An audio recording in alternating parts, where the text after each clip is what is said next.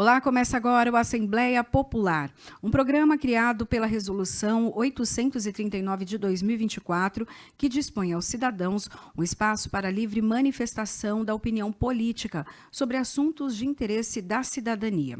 Lembramos que esse programa é gravado às quartas-feiras, do meio-dia à 13h, no auditório Paulo Kobayashi, aqui na Assembleia Legislativa do Estado de São Paulo. Para participar da gravação, basta chegar e se inscrever 30 minutos antes e apresentar um documento de identidade. E um recado importante. De acordo com o artigo 3 da resolução, a utilização da tribuna deverá obedecer aos princípios éticos e morais instituídos por essa casa, sendo o orador responsável civil e criminalmente por todo e qualquer conteúdo expresso por intermédio deste programa. Dito isso, nós vamos à primeira participação da sociedade. Quem fala agora, Lívio Carlos da Silva, jornalista e juiz de paz. Boa tarde, São Paulo. Boa tarde, Assembleia Legislativa. Boa tarde, o nosso companheiro Enio Tato. Mais uma vez, Enio Tato, eu estou aqui na tribuna. Eu não vim os programas passados porque eu estava no hospital fazendo cintilografia. É um exame que demora 6 horas, entendeu? Eu estou dando a explicação. Não é que eu estou fugindo do programa, porque eu estou fazendo tratamento médico. Mas eu vou continuar. Eu não vou parar e ninguém vai fechar minha boca e ninguém vai me tirar daqui. Ninguém vai me tirar. Outra coisa, já passaram de 2 anos. 2 anos, eu estou aqui com o documento na minha mão. Eu pedi aqui na administração da Assembleia Legislativa colocar armário para as pessoas, né, os participantes, colocar os seus documentos, né, os seus pertences. E já passaram de 2 anos e até hoje não tomaram providência, até hoje não fizeram nada. A Assembleia Legislativa tem dinheiro, não é? Então, por que não compra esses armários individuais para colocar na entrada das portarias para poder os participantes colocar seus pertences, né? Porque essa segurança contratada não resolve nada. O que resolve aqui é a polícia. Nós precisamos aqui da presença da polícia e não desses contratados. Esses contratados não têm nenhuma autoridade. Eles querem ser proprietários da Assembleia Legislativa. Não é assim que funciona. Porque eu vou lá na Polícia Federal e a Polícia Federal não está de comum acordo com eles. E se precisar ir lá, eu vou lá e vou fazer representação. Faço mesmo. Porque eu estou aqui na Assembleia há 53 anos e nunca foi preciso de segurança particular. Nós precisamos aqui da polícia. A polícia é bem-vinda aqui. Agora, outra coisa. Vou continuar falando. Outra coisa, eu vou voltar ao caso do cemitério de São Paulo, da capital, que a prefeitura contratou uma firma de Porto Alegre, que não tem CNPJ, né? É 2 firmas, a Cortel, uma é a Cortel e a outra é a Regula. Não regula nada. O cemitério foi vandalizado, roubado, saqueado 3.000 vezes. 3.000. E agora essa firminha picareta, sem vergonha, que não vale nada, quer cobrar isso daí dos proprietários do jazigo. Outra coisa, o que eu estou falando aqui, a Assembleia Legislativa não tem nada a ver com isso. Não vem aqui torrar a paciência da Assembleia Legislativa, que quem está falando sou eu. Eu sou a vítima. Eu fui roubado, eu fui saqueado por uma firma de Porto Alegre, Regula e Cortel. Eu fui roubado. E não foi eu não, foi 3.000 sepulturas. A Assembleia Legislativa não tem nada a ver com o que eu estou falando. Se alguém não gostar, venha falar comigo. Não é com os deputados, não é com a TV Alesp. Por favor, é comigo. O meu nome é Carlos, Lívio Carlos. Pode me procurar aqui que eu estou aqui de plantão. Eu fico aqui 24 horas. Não tenho medo de você, porque eu sou honesto, sou trabalhador, sou jornalista e sou juiz de paz. Gostou, gostou, não gostou? Vá para o inferno. certo? E isso é a minha decisão, é o que eu vejo. Não vou parar, ninguém vai fechar minha boca, não tenho medo de vocês. Eu não sou Hulk, mas eu não gosto de coisa errada. Outra coisa, outro assunto. Eu já pedi para as pessoas, as senhoras viúvas de Guarulhos e de São Paulo e de outras cidades, né, com relação às postes. Os proprietários de poste, os donos de poste, enchem o rabo de cachaça, pudim de cachaça, para ficar matando as pessoas. Já é a quarta poste que mata as pessoas. Graças a Deus, um desembargador mandou prender um cachaceiro. Muito bem, seu desembargador. Meus parabéns ao senhor. O senhor tem estudo, a ciência e o saber. Eu gostaria que todos os desembargadores levassem o caso na sua decisão. Outra coisa. Lá em Alphaville, 2 bebum dirigindo Mercedes, né? Entendeu? Arrancaram a perna de uma mulher, uma senhora, uma dona de casa, mãe de família, vai para o trabalho, os caras enchem o rabo de cachaça, arrancou a perna dela, e se daí ficar de graça, cadê as autoridades? Tem autoridade? Cadê o ministro do transporte, dos carros? Cadê? Tem o ministro? Ele tomou alguma providência? Ele mandou prender esses cachaceiros, esses bebum? Isso é uma vergonha, o que está acontecendo com o Brasil. É uma vergonha. Eu tenho nojo da justiça do Brasil. Uma justiça podre, corrupta, mentirosa. Eu contratei advogado, a advogada tinha 5 suspensão da OAB. 5, e vem falar que é doutora. Você não é doutora, você é ladrona. Eu quero que venha falar comigo. Não é com a Assembleia Legislativa. Assembleia Legislativa não tem nada a ver com isso. Eu contratei você e você levou o dinheiro da minha indenização. O nome dela é Carmen Patrícia Coelho Nogueira. A OAB dela é 10063. E tem mais 5 advogadas. Todas elas suspensas da OAB. Por que a OAB é suspensa e não toma a carteirinha delas? Tem que tomar. Porque eu sou doutora. Doutora de quê? Do roubo, do assalto, do engano, da segurança, da litigância de má-fé? É isso que é doutora? Eu sou doutora, eu sou doutor e tenho honra do que eu faço, dos meus diplomas, da minha consideração, dos meus eventos. Aonde eu vou, sou bem recebido, seja lá onde for. Eu tenho um caráter moral. Eu falo com as pessoas sério, eu não sou moleque. Eu quero que venha aqui de falar a minha falha, onde eu estou errado, as coisas que eu estou enganando as pessoas, eu estou roubando, saqueando. Vem aqui provar. O que eu falo aqui é com documento, é com prova. Aqui não é litigância de má-fé, não é calúnia, injúria e difamação, não. Eu falo sério. Eu estou aqui na Assembleia Legislativa há 53 anos. 53 anos, não é uma semana. 53 anos, desde quando aqui era um buraco d'água. Era um sobrado. E até hoje eu não saí daqui. Eu já fui funcionário de deputado. Já fui funcionário. E se precisar, eu sou novamente. Eu tenho estudo, tenho competência, tenho sabedoria. Sei fazer as coisas. Entendo de processo.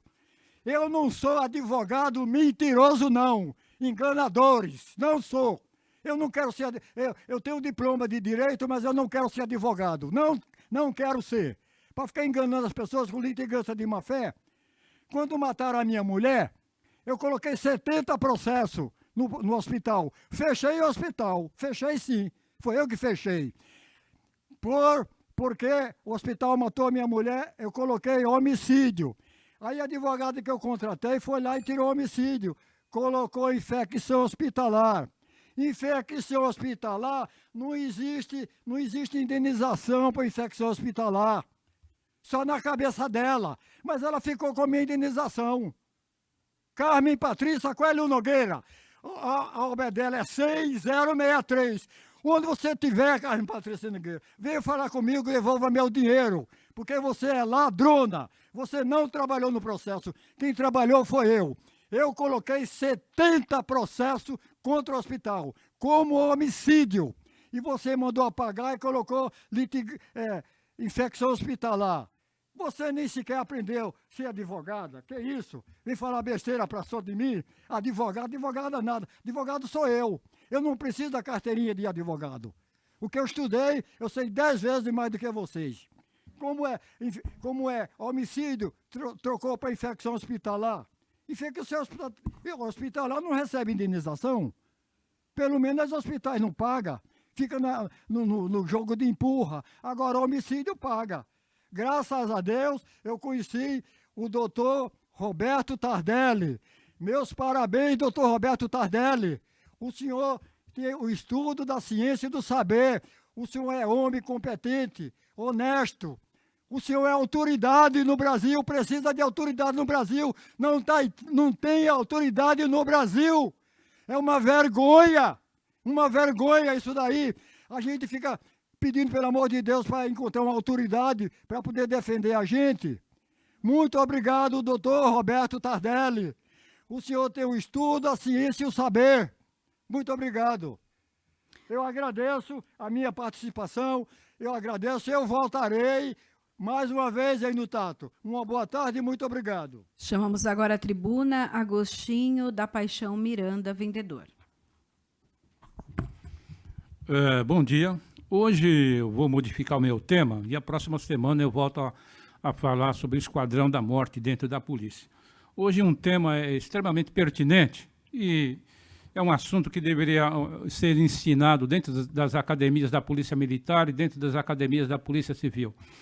A propósito, futuramente eu quero procurar o delegado-geral da Polícia Civil, o delegado e o comandante da Polícia Militar, para ensinar nas academias relaxamento e concentração.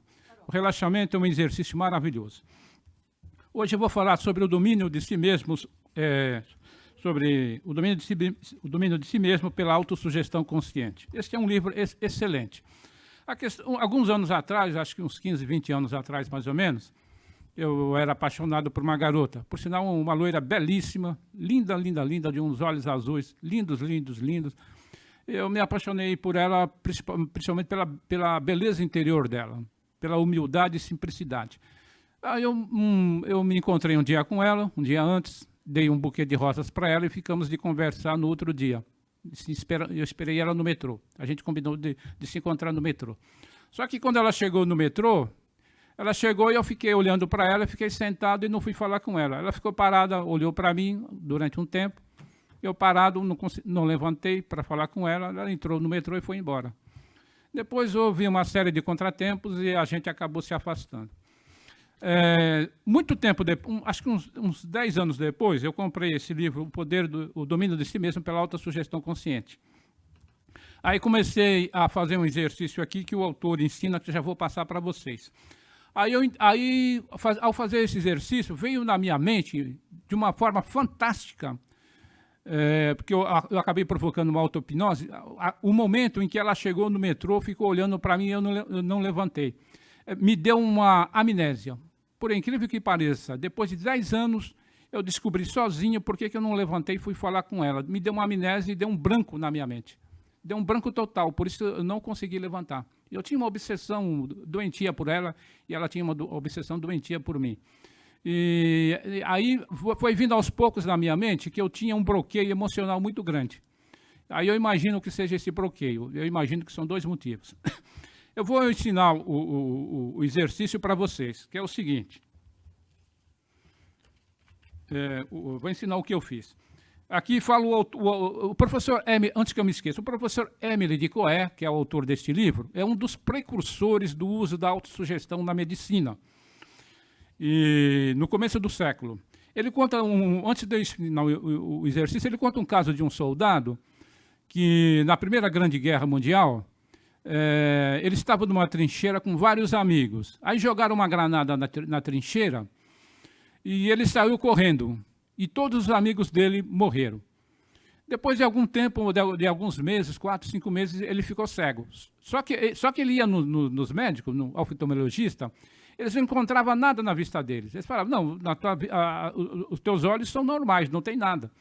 Até que ele se consultou com o professor Dr. Emily de Coé, da Escola de Medicina da França, e através da autossugestão o Dr. Émile de Coé fez ele voltar a enxergar. Na realidade, ele ficou cego por quê? Foi um sentimento de culpa que ele sentiu, porque ele sabia no íntimo dele que se ele avisasse os amigos que estavam na trincheira, todos se salvariam. Só que ele foi covarde, e em vez de avisar os amigos, ele saiu correndo e os amigos morreram. Se ele tivesse avisado, todos iam se salvar. Então, como ele se culpou, ele acabou ficando cego. Uma autoculpa. Então, o professor Émile de Coé, ele fala que sempre quando a imaginação, a parte consciente e a subconsciente entram em conflito, a parte subconsciente sempre vence. E você vê como é interessante. Vou ensinar, como o tempo é pequeno, vou ensinar um exercício aqui para vocês, depois eu continuo. O professor Émile de Coé fala o seguinte: todas as manhãs ao acordar e todas as noites, logo ao deitar, fecha os olhos, todas as manhãs ao acordar e todas as noites logo ao deitar. Feche os olhos e, sem fixar a atenção no que se diz, proferir com voz bastante alta a fim de ouvir as próprias palavras esta frase, repetindo 20 vezes, tendo para isso um cordão com 20 nós, que é o cordão que eu tenho aqui. A propósito, o grande astrólogo brasileiro Omar Cardoso, sempre no início do seu programa, ele dizia esta frase: todos os dias, sob todos os pontos de vista, vou cada vez melhor. Então, todas as manhãs e todas as noites, assim que você vai deitar e assim que se levanta, você repete 20 vezes, tendo um cordão. Todos os dias, sob todos os pontos de vista, vou cada vez melhor. Como as palavras sob todos os pontos de vista abrangem tudo, é inútil fazer autossugestão para determinados casos. Aqui diz continua dizendo o professor Émile de Coé: esta autossugestão deve ser feita da maneira mais maquinal, mais simples, mais infantil, mais maquinal possível. Portanto, sem o menor esforço, numa palavra, a forma deve ser repetida no tom que se rezam as ladainhas. Ou seja, você não deve acreditar no que você está falando. Na hora que você for dormir, você fecha os olhos, tem um cordão com 20 nós e repete de olhos fechados. Todos os dias, sob todos os pontos de vista, vou cada vez melhor. Como se, de uma forma maquinal. O importante é você não acreditar no que você está falando. Aí você vai ter o quê? Você provoca praticamente uma auto-hipnose. Eu, quando comecei a fazer esse exercício, depois de 30 a 40 dias, mais ou menos, é que eu tive essa experiência fantástica.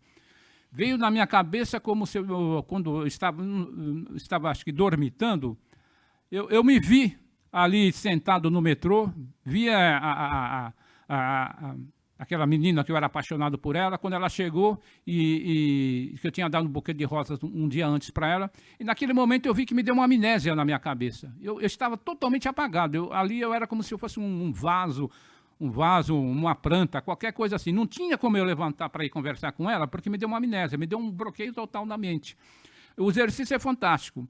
E eu só, por motivo de força maior, como eu estava com algumas energias extremamente negativas, e uma estava se chocando com a outra, eu fui obrigado de parar de fazer o exercício, mas agora estou fazendo novamente. Então, eu aconselho para você que tem alguma mania, tem pessoas que têm algumas manias que são incontroláveis. Às vezes ela faz determinadas ações repetitivas que ela não consegue controlar. Por quê? Porque o subconsciente dela, às vezes, obriga ela a fazer aquelas ações que ela não gostaria de fazer, mas acaba fazendo. Eu tenho certeza que, ao fazer esse exercício, tendo esse cordão de 20 nós, e você praticar todos os dias, vai ser um excelente remédio para você curar essas manias, como se diz? Essas imperfeições que o nosso subconsciente muitas vezes projeta na nossa parte consciente. E é muito importante também você ler livros de hipnose, eu estou com uma revista aqui de auto-hipnose, para você conhecer um pouquinho mais o processo e saber o que acontece. Porque com esse exercício você provoca uma auto-hipnose. É importante você também ler alguns livros sobre psicanálise. Eu tenho aqui um livro que fala sobre Freud. Se bem que os nossos amigos psiquiatras, psicanalistas e psicólogos não sabem realmente o que é o ego. Futuramente nós vamos estudar aqui com vocês a origem do ego, o que é o eu, o que é o ego. Nem Freud, que é tido como o pai da psicanálise, ele não sabe o que é o ego, não sabe o que é o eu. Nós vamos estudar junto com vocês.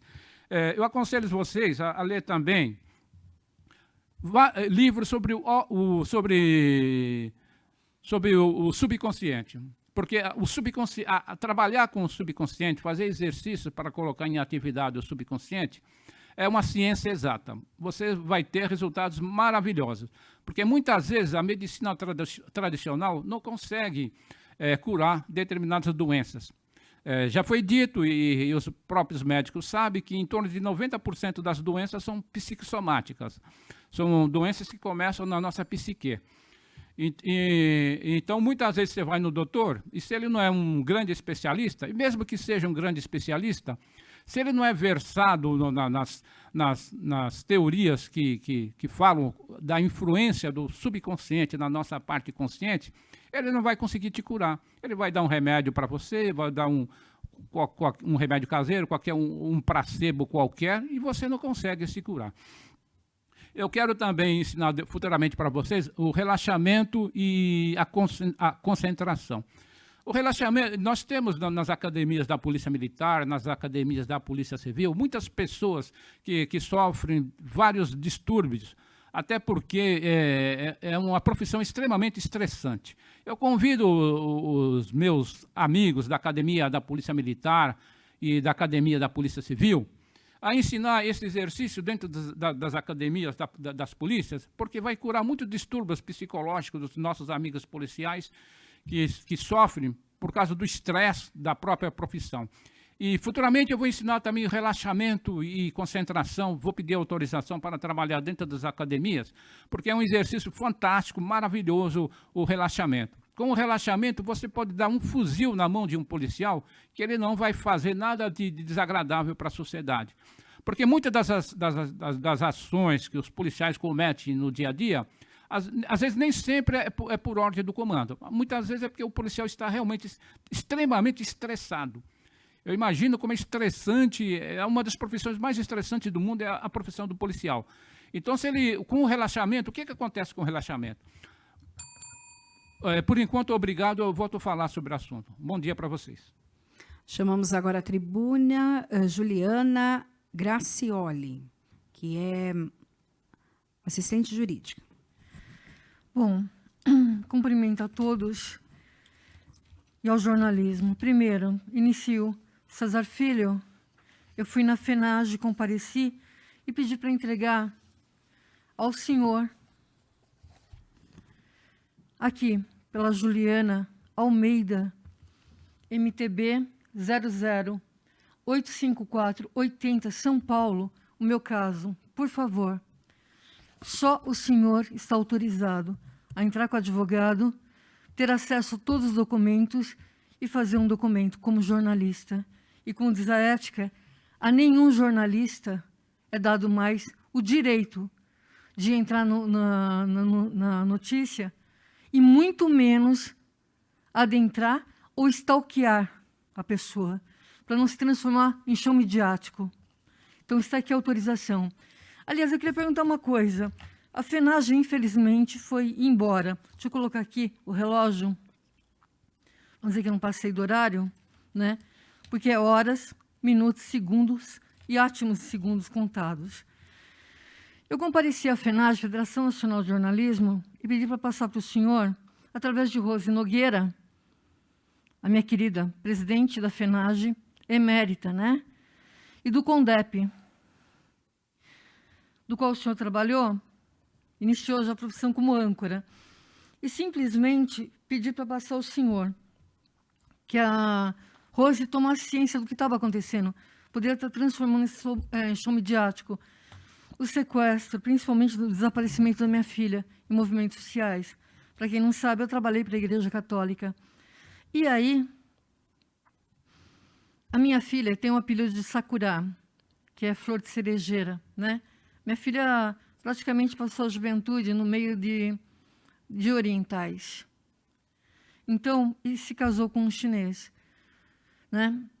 O relacionamento com um chinês, minha filha estava grávida. E até agora minha filha está desaparecida.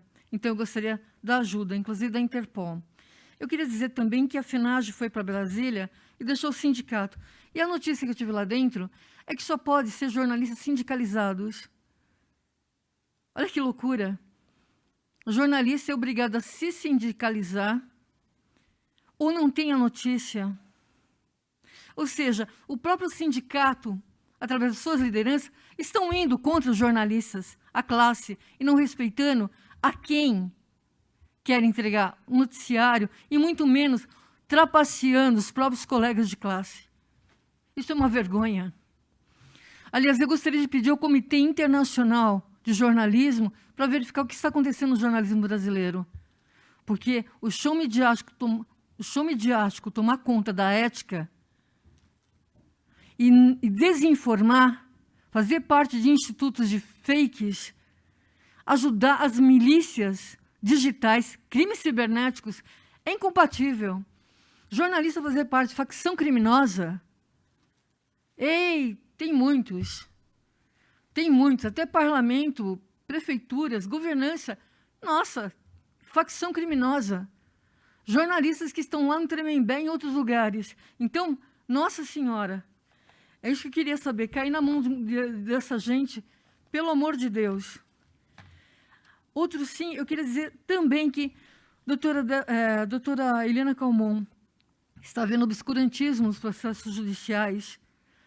Conselho Nacional de Justiça, pelo amor de Deus, verifiquem o que está acontecendo. Conselho Nacional do Ministério Público, né? Crimes inexistentes, criminalização, policiais querendo forjar, destruir provas, editar, ajudar, se tornar miliciano, ajudar paramilicianos. Pelo amor de Deus, isso não é país. Isso não é país. Interpol, pelo amor de Deus, nos socorra. Rei da Inglaterra, por favor, na IPA, jamais obter provas através de confissão, através de domínio mental, querer exigir que uma pessoa confesse sobre domínio mental. Domínio mental, a pessoa pode confessar até o que nunca fez, que nem sabe. Simplesmente isso é crime. Não pode uma IPA, Associação da Polícia Internacional, uma GEPOL, uma Maripol, a TASE-KGB, pelo amor de Deus, absurdo acontecer uma coisa dessa. Numa polícia chinesa, no militarismo, sob doutoramento, jamais acontece. Policiais destruírem provas, obstrução de justiça, criar provas fakes, montagem de filmes, para fraudar qualquer poder judiciário. Eu vi montagem até de pessoas quererem montar um relacionamento fake, entregar para a justiça, dizer, olha, duas mulheres estavam juntas, é bigamia, são casadas, uma afetiva para ficar com a pensão. Isso para mim é surreal. Eu tenho inteligência para tudo nesse país. A tecnologia no Brasil, astronauta Marcos Pontes, o senhor sabe que eu tenho um primo que trabalha com o senhor. Eu te garanto que a tecnologia que entrou no Brasil é tão alta e tão alta que até o senhor está sendo enganado. Pois caiu na mão até de organização criminosa e de milicianos e paramilicianos. Até universitários das cidades universitárias, né, são engenheiros do crime. A organização criminosa, aliás, no Brasil, tem mais bandido do que o firmamento do universo. Eu nunca vi coisa igual. Tem ladrão. Eu estava na Paulista semana passada, quase fui roubada. Tive que entrar no McDonald's, o bandido pegou quase uma mulher do lado. Meu Deus, que loucura, que país é esse, gente? Né? Eu estou rezando para os humanoides entrarem, porque a Sofia, a Meca, né? Nossa, Optimus, Elon Musk, pelo amor de Deus, Bill Gates. Porque não dá para ter bandidos na polícia, não dá para ter bandidos no Ministério Público, não dá para ter bandidos na magistratura com um colar de mérito, tá? Nos Rotaries, em todos os lugares. Não dá para criminalizar, não dá para sair assassinando pessoas inocentes. Não dá, mercenários. Não dá. Isso é uma vergonha para o Exército Brasileiro, para as Forças Armadas. Astronauta Marcos Pontes, o senhor é PhD. mais alto nível. Pois no Brasil, a coisa corre estranha. Tem câmeras, nós temos a engenharia, a AMAN, nós temos o IME, nós temos, a Poli, nós temos o ITA. Não é possível que as organizações criminosas ganham. Está na cara que eles estão com a tecnologia que nem a polícia tem. E tem medo de ser entregue para a polícia, sabendo o nível de policiais que tem, de muitos milicianos que tem.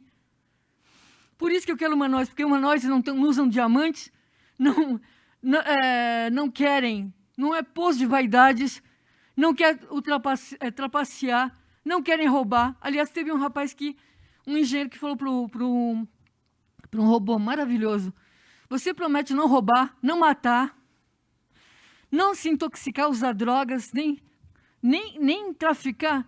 O robô parou. É uma promessa? O robô parou. Promise. Uma promessa? Sim, é uma promessa. Por que o robô? Lógico que o robô não vai usar. Sim, porque o robô já decodificou na cabeça dele o que é traficar, roubar, matar, cheirar, mentir. E graças a Deus que estão vindo. Eu não vejo a hora de entrar um exército. Santo Padre, escrevi para o Senhor pedindo socorro. Pedi à Rainha Sílvia, por favor, me arrume uma vaga, que eu quero ir embora do Brasil. Corte Interamericana de Direitos Humanos, infelizmente, não dá para ir até aí, porque tem a Venezuela, e a Venezuela tem o Lula. E nós estamos aqui em condição de não poder denunciar a Corte Interamericana. Nós somos obrigados a acreditar que os direitos humanos estão com o PT, que eles são os únicos representantes de direitos humanos, o que não está. É uma mentira. É uma mentira que acontece no jornalismo aqui. Direitos humanos é apartidário. Entendeu? A gente vê claramente as pessoas cooptadas, os jagunços desses partidos e de outros, os jagunços sindicatos, os jagunços de associações, os jagunços dos exércitos, das Forças Armadas. Não dá. Eu escrevi para a Rainha Silva, pedi ao Fernando Milei, a Javier Milei, ajuda, pedi a todos socorro, porque eu não aguento mais tanta corrupção, tanto suborno, não tenho resposta do Ministério Público. Como é que pode um Ministério Público não ter resposta no desaparecimento, nem chamar e perguntar para ser ouvido, nem a Polícia Federal, nem a estadual, sabendo que há tráfico de pessoas, há tráfico de mulheres, há tráfico. Eu não sei o que está acontecendo com meu filho, que está envolvido com uma igreja, aquelas que, se o animal cai no 7º dia, não vai buscar. Mas se cai tóxico dentro, tem porque está na rede de ensino, tóxico, há quase 40 anos atrás. E eu termino com a frase ao servidor público civil. Isso é lei. Toda pessoa tem o direito à verdade. O servidor não pode omiti-la ou falseá-la, ainda que contrária aos interesses da própria pessoa interessada ou da administração pública. Nenhum Estado pode crescer ou estabilizar-se sobre o poder corrupto, do hábito do erro, da opressão ou da mentira, que sempre aniquilam até mesmo a dignidade, quanto mais uma nação. Cristina. Decreto 1171 de 1694. Muito obrigada. Lúcia.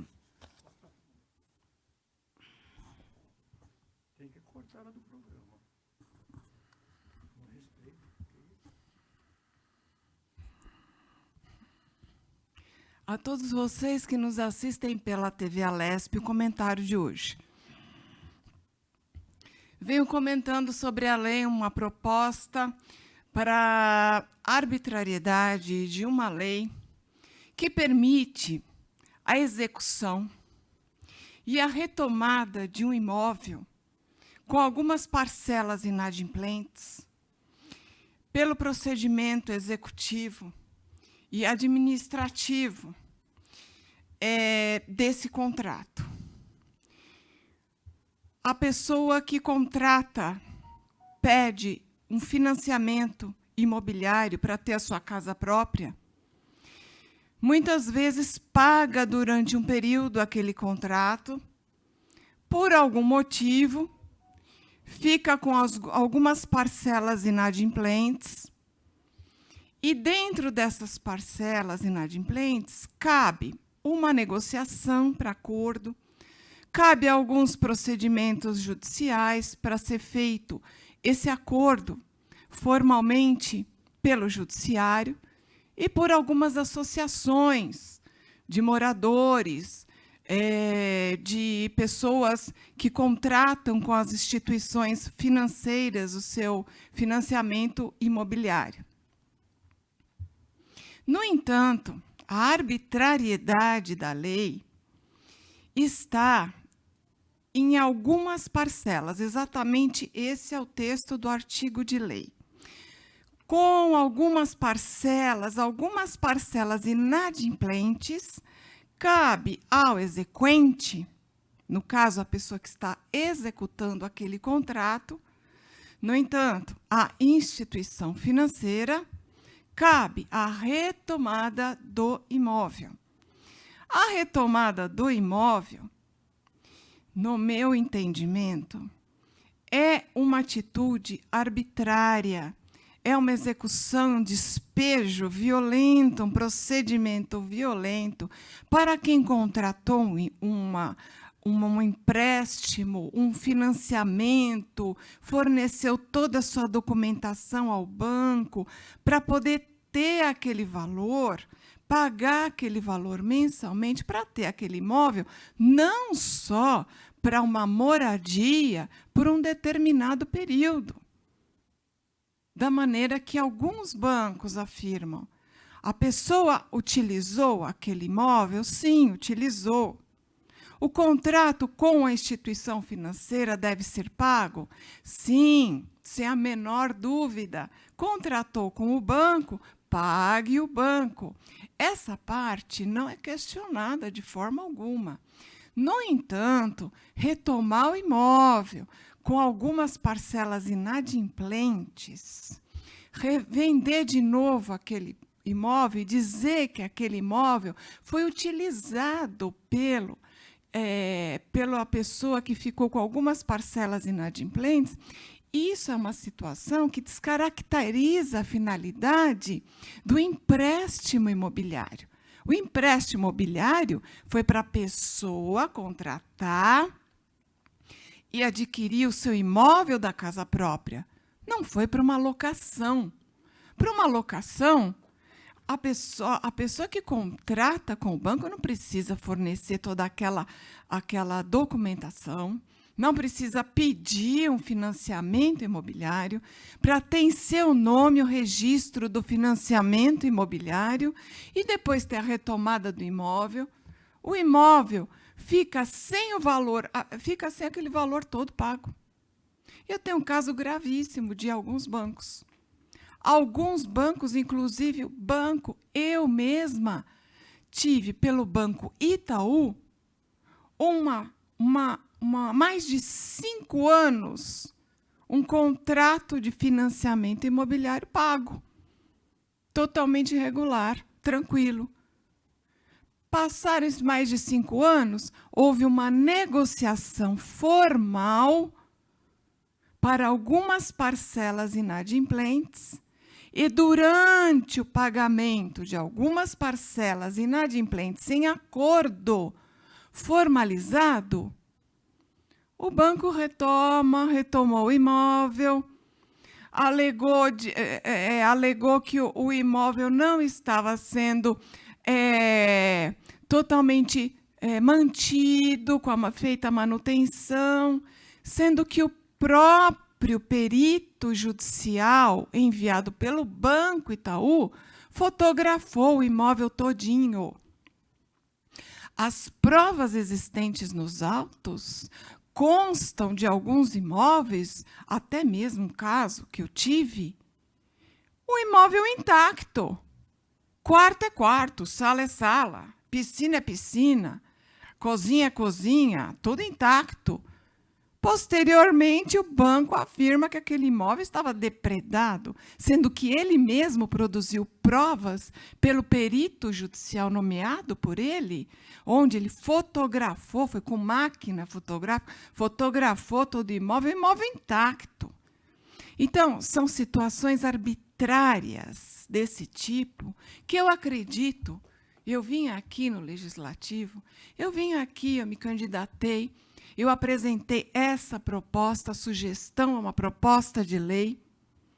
Posteriormente, eu continuei a minha proposta de lei após ser candidata a deputada estadual, aqui pela iniciativa de legislar, a partir de uma lei que autoriza essa situação de 2022.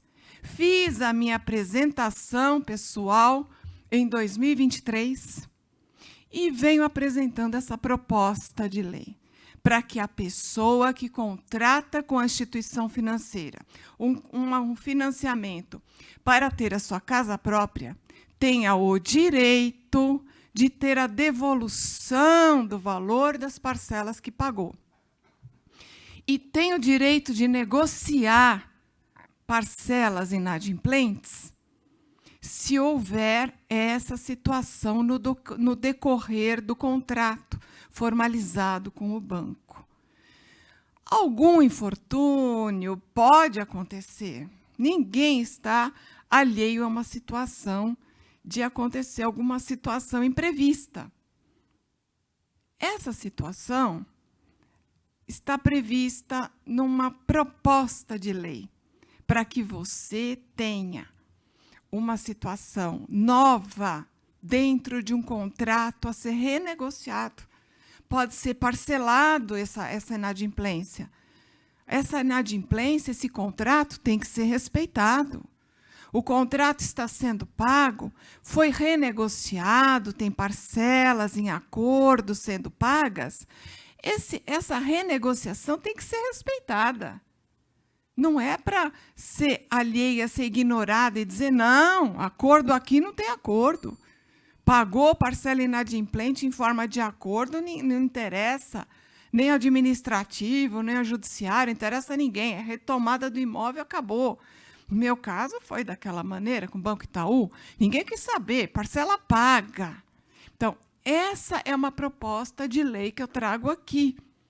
Desde o ano passado, desde quando eu fui candidata, eu retomei essa proposta no ano passado, com a minha apresentação pessoal aqui, e eu acredito que isso é possível ser mudado pelo Poder Legislativo. Obrigada.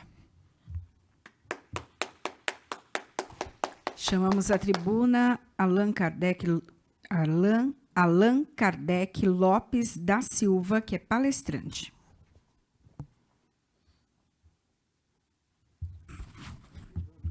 Com muita honra, estou aqui novamente na TV Alesp para compartilhar com conhecimento espiritual. Tudo que eu falo aqui são real, são verdade, inquestionável, porque os esclarecimentos aqui despertam a consciência de todos para conscientizarem da realidade do depois do túmulo, porque a vida continua do outro lado. E a maioria da humanidade esquece disso e vive alimentando o ego do orgulho, do egoísmo, contrariando as leis divinas, esquecendo que as consequências vão ter depois do túmulo, porque a vida continua lá. Lá é a realidade de todo mundo. E eu trago aqui na demanda aqui para os parlamentares conscientizarem e usarem a sua posição hoje para poder jogar ali nas reuniões, nas discussões, um projeto de lei para espiritualizar a humanidade, começando desta cidade, do qual aqui eu vivo, participo. Porque se não aplicarem a educação espiritual, não vão resolver nenhum problema. E hoje a gente vê dia, noite, 24 horas, em toda a parte do planeta, as violências, todas as mazelas de maldade, esquecendo. E porque lá existe, em toda parte, dois seres, invisível e invisível, o encarnado e o desencarnado. Isso é em todo canto onde você estiver. É preciso, senhores parlamentares, reconhecer isso a todos os governos. Enquanto não aplicarem, não preocuparem, não reconhecerem que somos espírito, somos uma humanidade em espírito, e aí vive ao lado, na interferência das decisões, na influência das decisões, existe ali a imposição do conceito para aplicar o mal. O mal é decorrente da imperfeição de todos. É preciso, senhores, reconhecerem, porque a solução só virá após a educação espiritual. Somos duas humanidades invisíveis, os desencarnados que viveram vidas passadas, e nas vidas passadas não tiveram a educação, não tiveram lá a conduta moral, e desencarnaram, permaneceram na Terra. Tem que ver isso, permaneceu, e do outro lado, quando acorda, reconhece e vê que não morreu, e quer o céu, não terá um céu. Quem vive na perversidade, na vida errônea, quando desencarnar, que isso, ninguém vai escapar. Ninguém vai escapar desse fenômeno que chamam de morte, porque a morte não existe. Os problemas acontecem diversos. É preciso reconhecer e lembrar: o planeta Terra está em processo de transição. O planeta Terra já está fazendo a purificação, a reforma. E isso, a humanidade invisível, as perversas, as humanidade errônea, elas sabem disso e estão em pânico, desesperado, porque está sendo transferido, removido milhões de desencarnados perversos para outro planeta inferior. O planeta Terra está em processo de reforma para planeta superior. Daí, toda essa tecnologia aí, avançado, a inteligência artificial e tudo mais, não é criação da Terra, está vindo de outros planetas superiores para preparar o planeta para a diplomação de planeta superior. Mas aí, os maus, tanto encarnados e desencarnados, seus tempos estão contados. Não adianta persistir e perseverar na maldade, porque vós não são donos de vós, nem do vosso corpo. Quem manda é o governo Pai Celeste, e tem o mundo espiritual que administra, que governa o planeta Terra. O Deus não ia criar esse planeta com tudo isso e deixar da humanidade perversas, nas humanidades do mal, a humanidade do mal, que foram expulsos do planeta inferior e foi mandado para a Terra. Por isso que o planeta Terra é planeta de prova e expiação, punição. Acha que Deus ia mandar a esses bilhões de seres de outro planeta mau, que foram lá condenados, julgados, foram expulsos para o planeta inferior. E assim está acontecendo de novo. O planeta Terra, aqui esse planeta, será planeta superior, e já está sendo transferido, removido, os bilhões de espíritos, tanto encarnados que estão desencarnados, não vai continuar no planeta Terra, mas os espíritos inferiores já estão sendo removidos, transferidos para o planeta inferior. Está havendo grandes manifestações no mundo invisível, está havendo grande movimentação, grande rebelação contra, mas não adianta, porque quem manda no planeta Terra não é o homem. O homem é só dono do seu livre-arbítrio. Reconheçam isso e conscientizem. Vós que estão aí na posição, está perdendo o trem do progresso, porque não está usando a posição superior para poder criar, para poder valorizar, para ajudar a humanidade a viver melhor, na fraternidade. Estão acontecendo aí muitas coisas, guerras e mais guerras, ameaça de guerras.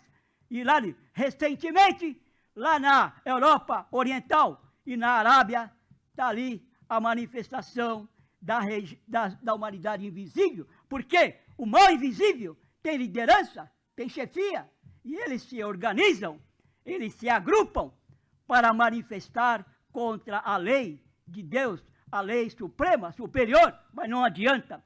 Quem manda, quem administra o planeta Terra é o mundo espiritual, que deste seres superiores diários estão aí distribuindo nos setores diversos para poder cumprir a determinação dos desígnios de Deus.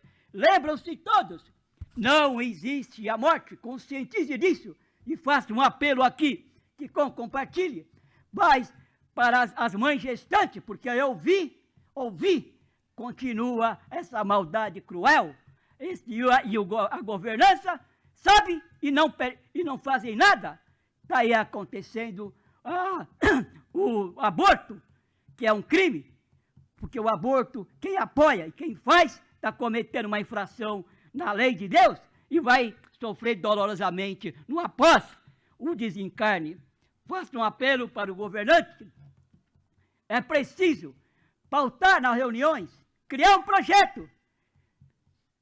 Educação espiritual, os conhecimentos espirituais é a solução, salvação da humanidade, porque o mundo está aí.